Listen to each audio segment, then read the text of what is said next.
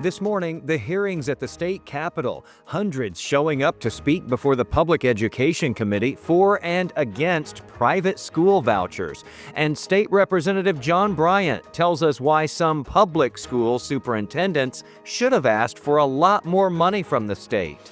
Also, the controversy surrounding daylight saving time. Should we keep adjusting our clocks twice a year? State Senator Paul Bettencourt is pushing a bill to let Texans vote to set the time once and for all. Plus, he guided his county through an Ebola crisis and the COVID-19 pandemic. Now, even though a Texas measles outbreak is clear across the state, Dallas County Judge Clay Jenkins is going proactive. And why Dallas Mayor Eric Johnson went to Congress. Inside Texas Politics with Jason Whiteley starts now. And good morning, everybody. I'm Jason Wheeler in for Jason Whiteley this week. Let's start off the program talking about what's going on around the state. The Trump administration has laid off all of the employees from the Department of Education's regional office in Dallas. Those Dallas employees oversaw federal funding for students from pre-K to college in Texas, Louisiana, and Oklahoma. The Trump administration has now slashed the Education Department's national workforce from more than 4,000 to just over 2,000 employees. Dallas Mayor Eric Johnson was in Washington this week, appearing before the Senate Committee on Banking, Housing, and Urban Affairs to talk about his ideas to increase affordable housing. Johnson telling Congress that the best way to bring down housing prices is to encourage the private sector and not the government to build more houses. This week, the U.S. Supreme Court rejected an effort by Republican-led states to block climate change lawsuits against Texas-based ExxonMobil, as well as Chevron and other large oil companies. Some Democratic-led states filed those lawsuits. On Monday, the High Court declined to hear a request by a coalition of 19 Republican states to block those suits against big oil. School funding was a hot topic at this week's hearing before the House Public Education Committee. The amount that Texas pays per year per student for public education has not increased since 2019. And after all that time, State Representative John Bryant says a proposed $220 increase per student isn't nearly enough. Bryant is a member of the Public Education Committee and is the Democrat who represents parts of Dallas. Representative Bryant, thanks so much for being with us. I know it's a busy time, especially for anyone who's working on public education here in Texas. Thank you for having me. So let's talk about this recent hearing that you all had there on the Committee on Public Education. There have been many years here now in Texas where we haven't increased the amount per student that Texas is paying for public school education. And we expected these superintendents to get up there and ask for some big numbers, and we didn't get that. Well, the superintendents associations year after year just kind of go along to get along. I think the advocacy for public education has to come from the elected members of the House like myself. Texas is 44th in the nation in its effort in the area of public education. We heard this figure thrown out there in the committee from the bill that's being considered, where they would increase the allotment per student by $220. Right now, it's at $6,160 per year per public school student. It's been that way since 2019. It hasn't inched up at all, even though we've been going through a ton of inflation, as you mentioned there. A $220 increase doesn't sound like it would be enough, perhaps. It's not even close to enough. It takes $1,340 in additional money to just keep up with inflation. And what's very disappointing is that we have the money. We have record surpluses 2 years in a row now. There's plenty of money to meet our responsibilities. If we move Texas from 44th in the nation to 25th, it would take the entire surplus. And we're not even advocating that be done this year. We're talking about trying to keep up with inflation, because we know that our objectives are going to be limited due to the fact that the Democrats are in the minority in the House.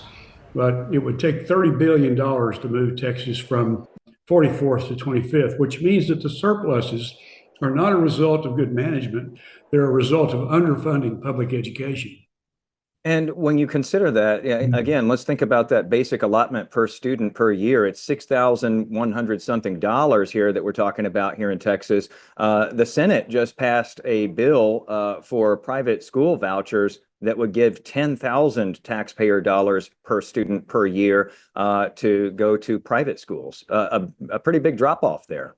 That's correct. And the House bill is $11,160. So it's even more than that. It's a question of priorities.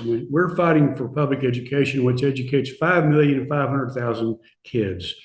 And the private schools and the homeschoolers combined total up about 900,000 only. So we're trying hard to try to make our public schools what the public expects them to be. Has there been any movement behind the scenes? Because we're hearing this $220 extra per student. We're hearing from a number of members on the committee, including yourself, who say that's paltry. It's not nearly enough. Have you seen any movement on the inside on that number at this point? And what do you think happens from here? No, I've seen no movement whatsoever. If they were serious about funding public education, they would have introduced a bill that seriously increased funding for public education. Well, as you mentioned, though, you're in the Democratic minority there in the Texas House. Well, there's 88 Republicans and 62 Democrats in the House. We have to have help from the outside. We have to have people calling the representatives, urging them to vote for public education, and hope that we'll pick up some support. Representative John Bryant from Dallas, thanks so much for taking the time. Thank you. All right, let's bring in our roundtable to talk about the politics of this. Joining us this week, Bud Kennedy from the Fort Worth Star-Telegram, Ian Mitra from the Texas Tribune, and we've got Ashley Godot, the political director at KVUE in Austin. Haven't seen that face in a while. Good to see you again, Ashley. Let's start with you on this $220 increase that they're talking about there in the House in the basic allotment per student. You just heard Representative Bryant there saying that is just paltry. It's not enough. Lawmakers are hearing a lot about this, but he's asking for people to start calling their lawmakers. Yeah, I think one of the things that you have to really think about when you're talking about public education and funding public education in Texas is I don't think there is enough money that the legislature can throw at it simply because of how we fund public schools in Texas. There's a lot of conversation about how other states do it, how it's done in other places where you can have more money for public schools. But unless we're going to talk about a big fundamental change of how we fund our schools and, you know, whether or not we're going to keep recapture and all of these things, I don't think there's ever going to be enough money, right, that is going to satisfy educators across this state, rightfully so. So it's almost like you got to take what you can get when you can get it, it seems like. Yeah, Ian, they're putting a lot of money toward private school vouchers, though. That continues on. Some Republicans, though, some conservative Republicans, still pushing back on this and making some noise. Yeah, and in so many districts, you know, the school districts, the public school districts are the biggest employers. So there's still some divides here on that front within the party. But it was also interesting to kind of see the debates that were happening during the hearing on House legislation around the education savings accounts, too, with really questions coming down to access. Should the wealthiest Texans have access to these vouchers as well? You know, there were some Democrats who were really saying that we should think differently about the limits on salaries and money in terms of who's eligible. We should think about about potential rules around private schools, about who they can deny and who they can't. And, you know, that made for some interesting debate. Of course, you know, backers of the legislation really talked about how everyone should have access to this and that trying to set income limits doesn't necessarily always reflect a sense of equality. So and everyone's paying into the system. So the debate continues. It's so interesting. It does indeed. Bud, the Tarrant County GOP voted not to support vouchers. What's going on there? Well, they say it's creating another big education bureaucracy. It's putting more money into a structure that will give out vouchers, pick which schools are eligible. They say it's just more waste of state money.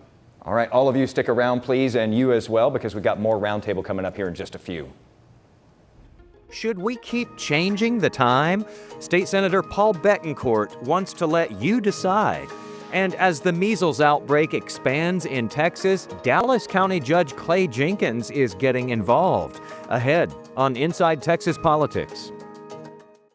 Welcome back to Inside Texas Politics. We are a week into our latest time change, and everyone has an opinion on whether we should keep on adjusting the clocks twice a year or just set the time and don't let it change again. State Senator Paul Bettencourt, a Houston Republican, has filed legislation now to allow voters to decide. Senator Bettencourt, welcome to the broadcast here. Thanks for being with us.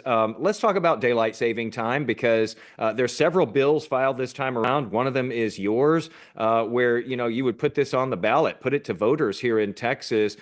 Talk about why you had decided to pursue this. I guess this comes up from time to time, and everybody's got an opinion on it. But it affects, I guess, more than just that hour of sleep twice a year, doesn't it? It does. I mean, there's all sorts of studies about long-term effects. Not everybody has them, but the effects can be quite severe. Look, my point is this. I think the vast majority of Texans would love just to have one time, just one time. Now, they may have an opinion whether it should be daylight savings time. They may have an opinion it should be standard time. So in my mind, why not let the people vote and decide which one time they want? The way this would work is you all would deal with it in the legislature. It would have to be put on the ballot for voters to decide this November. And then depending on how they decide, we would still have to wait on Congress to act and for this to be moved along at the federal level for it to actually be put in place. Is that right?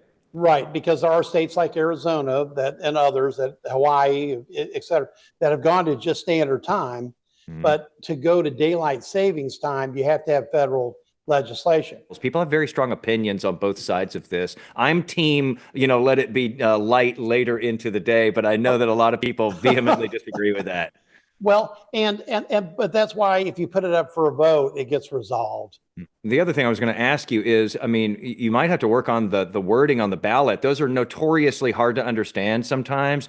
And I think that a lot of people aren't sure which one is which. Can we just put it on the ballot as stays light later into the day or gets dark earlier? I think people understand them that way. You know what? I think as an Aggie, I understand the need for simplicity. Last thing, Senator, there's so many things that come up in a legislative session. So many bills don't make it to the end. Why is this one so important to spend time and effort on? There's going to be people who say, shouldn't we be focusing on much more important things with that time? Well, we're doing all sorts of things. Passing a budget, property tax relief, school funding, educational savings accounts. I can go down a list of, hundreds of bills, but you got to recognize the obvious. People have an opinion about this. It bugs a lot of people. So that's what the legislature is there, is to hear the complaints and try to do something about it. And if we're going to do something about it, what better solution is put the options on and let Texans vote.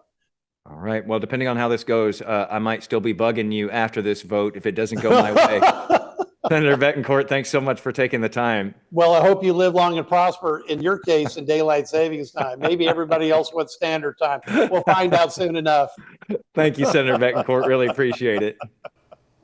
All right, time to get serious again here now to the measles outbreak. There are now 258 confirmed cases overall, most of them in far west Texas. The others are in neighboring New Mexico and now Oklahoma as well. Dallas County Judge Clay Jenkins is closely watching what is happening with this highly contagious virus. Jenkins, a Democrat, has led Dallas County through Ebola and COVID-19. Judge Jenkins, thanks so much for being with us here. A lot to talk about these days. There's always a lot in your world, though. But I want to focus in on measles. And important to note that as we've been talking about this outbreak, we haven't seen cases popping up in Dallas County. But a couple hundred people in Texas, mostly in West Texas, have been diagnosed. We've had a couple of dozen of them hospitalized. We've had a death. And we continue to see a rise in cases as this outbreak continues. How much of a concern is that for you here in Dallas County? How much are you, speaking with health professionals or your counterparts around the state? So pretty much daily we're working on this because we don't want there to be an outbreak in Dallas County.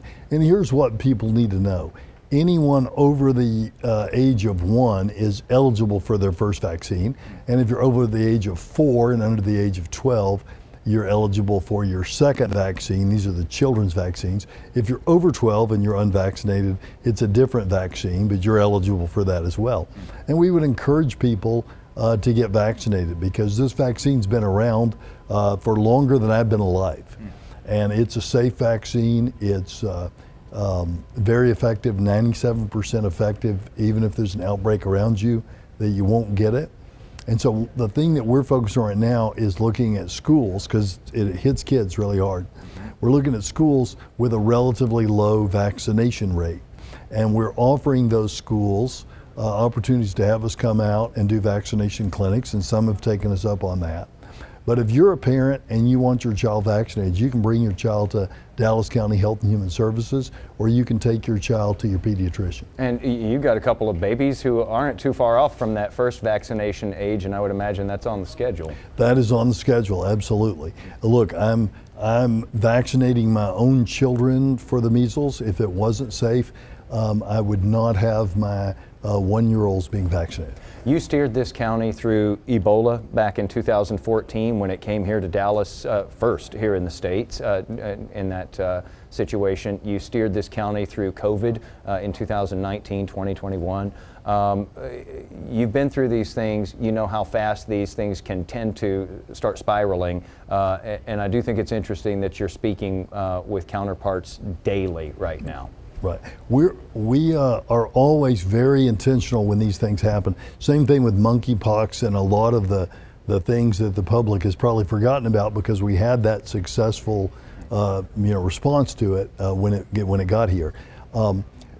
So the thing for people to know is, don't be afraid of this vaccine. In these past outbreaks with different diseases, I know that you've been in close coordination with the state government, with the feds as well.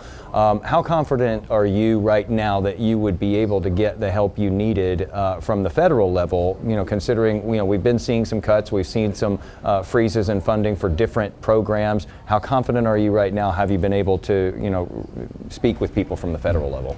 So the people that are at the CDC now that are working with Texas and working with us on this are doing a good job, as is the state of Texas Department of State Health Services.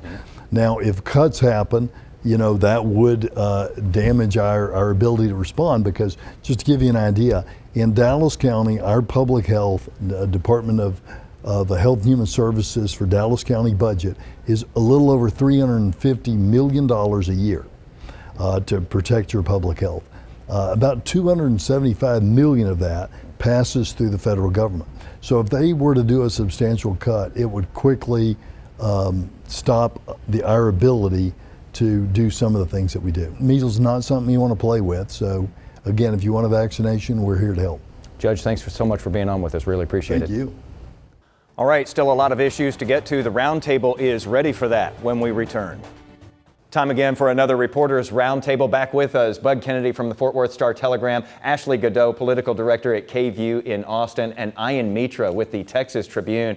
Thanks all for staying here. Bud, let's start off with this. Judge Lena Hidalgo, the county judge in Harris County, really speaking up now about the potential of a $600 million loss there because of federal budget cuts. Healthcare research, of course, could be really hit by this, and that's huge there in Houston. Yeah, I think she's actually underestimated. I think it's about $1 billion per congressional district. You look at losses in the VA, you look at the Weather Service, and now we find out, you look at the millions of dollars of money cut just in North Texas alone to the food banks. That's money that's spent for produce from Texas farms. Sid Miller wants to get some of that money back from Washington. Interesting thing is, though, Bud, that, Judge Hidalgo there is really speaking up about this, but Ashley, we haven't heard, from a lot of leaders across Texas echoing these same sentiments. Why is that? Is it, that they're just waiting to see how this shakes out and kind of laying low and hoping that it doesn't look as bad as it sounds when we get to the end?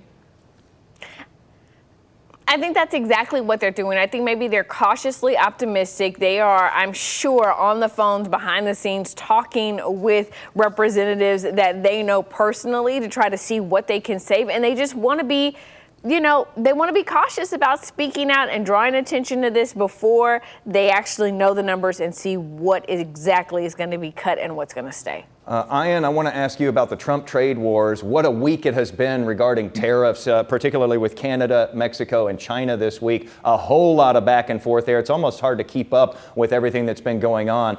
Interesting thing, though, I know that a lot of Texas legislators and leaders pay attention to Ray Perryman, very respected economist with the Perryman Group out of Waco. Not long ago, he gave us some eye-popping numbers of what this could do to this state's economy if these tariffs stick for some time.